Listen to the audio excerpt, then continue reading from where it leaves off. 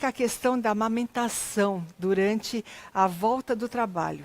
Quais os direitos que essa mulher tem? Porque Ok. é complicado essa hora, né? É delicado, é delicado. É. E a legislação, ainda que ela não contemple um período que alguns entendem que seria um período ideal, de um certo tempo, ela tem uma previsão de que até os 6 meses do bebê, a mãe ela tem o direito de se ausentar por 2 intervalos de meia hora durante a jornada de trabalho para amamentar. Então existe essa previsão. Só que ela limita para apenas 2 intervalos de 30 minutos cada, quando a mãe tem um bebê de até 6 meses. Então, são apenas nessas possibilidades que a legislação concede esse direito para a mãe. Então, passou dos 6 meses, já não tem o direito de sair para amamentar. Exatamente. Outras questões aqui que acho que é importante a gente destacar, que isso são premissas do ponto de vista legal.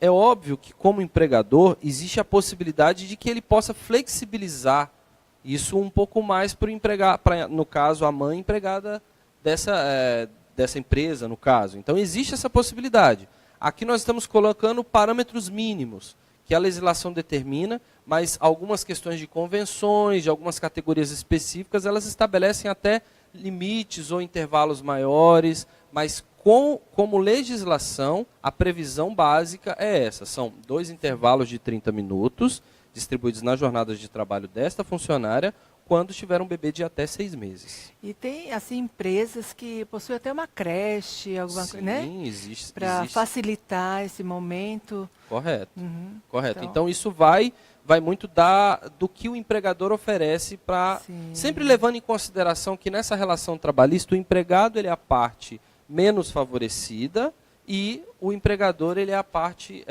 que tem mais condição. Então, essa lógica é vista dessa maneira, de que sempre o empregado ele tem esse objetivo de ajudar e auxiliar o trabalhador.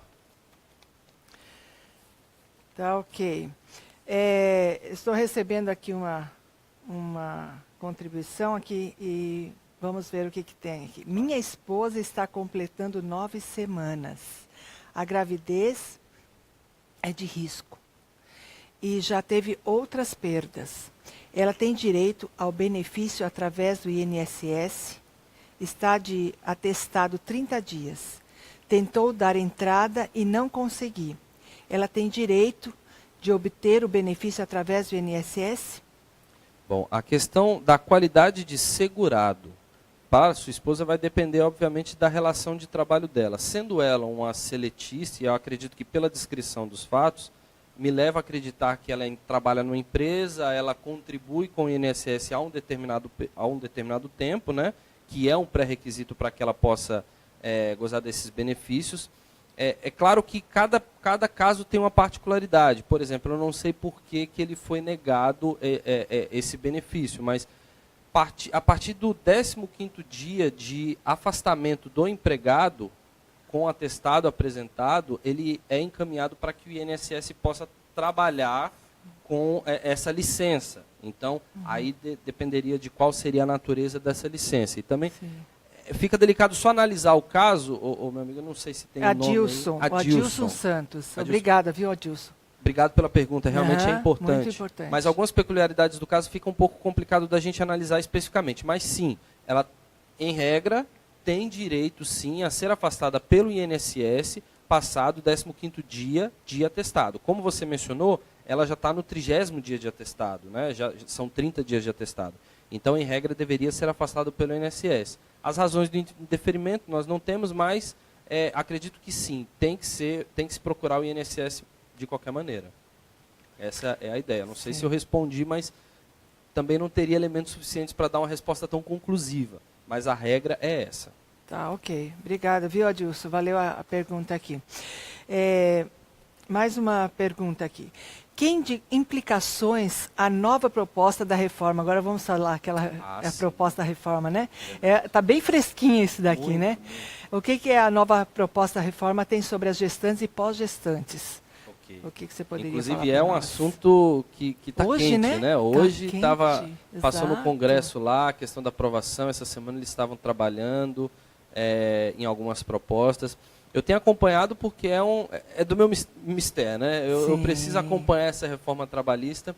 E dos últimos textos que eu analisei da proposta de alteração da legislação trabalhista, o que está se chamando de reforma trabalhista, vinculado à gestante, eu percebo que o principal, quando diz respeito à estabilidade, não está sendo alterado em termos de prazo.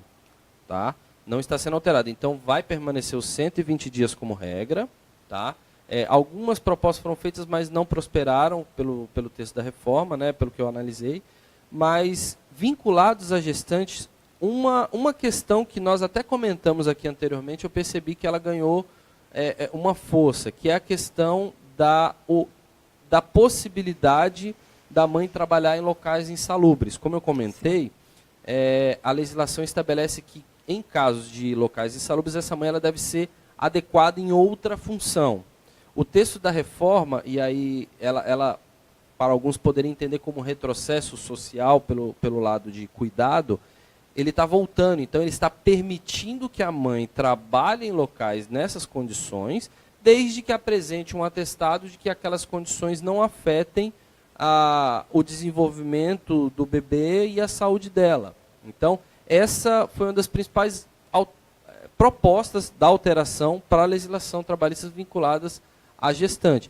O texto ele é muito complexo, tem muitas outras alterações, mas o que eu percebi que eu acho que seria interessante de comentar nesse momento seria basicamente isso. Certo. Essa questão da possibilidade de ela trabalhar em locais insalubres, desde que apresente um atestado atestando que ela estaria possibilitada para isso. A função dela não seria tão insalubre assim. Sim. E trocando em miúdos seria basicamente como, isso. Saberia que é insalubre ou não? Através de uma fiscalização do local? Sim.